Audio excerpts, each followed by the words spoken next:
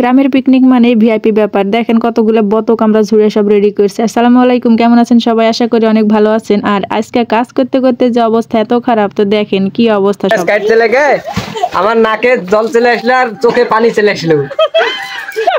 আর আপুর কিছু হয়নি? আপু আমার কিছু হয়নি, অভ্যস্ত আমি যে কাজ করি তো ওই জন্য আমার কিছু হয়নি।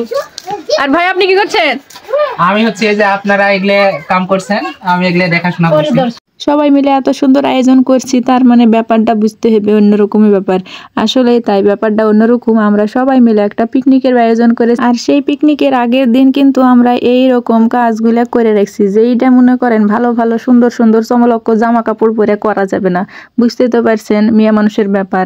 চমলক্ষ ড্রেস হলে মনে বলে যেন কোনো জায়গায় বসবেও না, এমন ভাবে দাঁড়া থাকতে মন যায় যে বসলেই যেন জামা কাপড় নষ্ট হয়ে যাবে, হ্যান হবে ত্যান হবে। আসলে মেয়ের মানুষ এরকমই হয়। তাই কেন দেখেন আজকে সবাই মিলে আমরা কাজগুলো করে রাখছি। একটা দুইটা বলেন 6টা বতক পরিষ্কার করতে তো দেরি লাগবে, তার কেন সবাই মিলে আমরা লাগেছি। এবার এক একজন এসেছে, এক একজন আসেনি। তারপরেও এখন কি করার, যারা আসেনি ভাই, তারও অসুস্থতার কারণে আসেনি। এবার বতকগুলো সব নিয়ে এসে গরম পানি করে উপড়ানোর পর সুন্দর করে কাটা খুঁড়ে বাইছে আবার পুরানো হয়েছে। এবার পুরানোর পর যেগুলো মনে করেন ভালো বতক, সেগুলো তো তাড়াতাড়ি পরিষ্কার হয়ে গেল। আর যেগুলো আবার একটু সমস্যা, মানে বয়স কম, সেগুলোর আবার মেলাই দেরি লাগলো।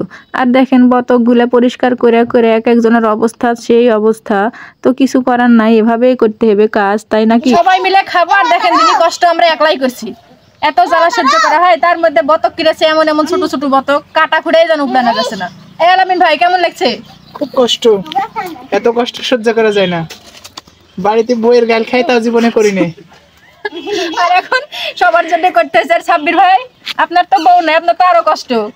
হ্যাঁ, আমার কষ্ট আর কাক বলবো। সাববে কি পিটানা দরকার, মুই এগুলা বত কিনে নিয়েছি। হ্যাঁ, এখন সব দোষ তো নন্দ ঘোষেরই হবে, তাই না?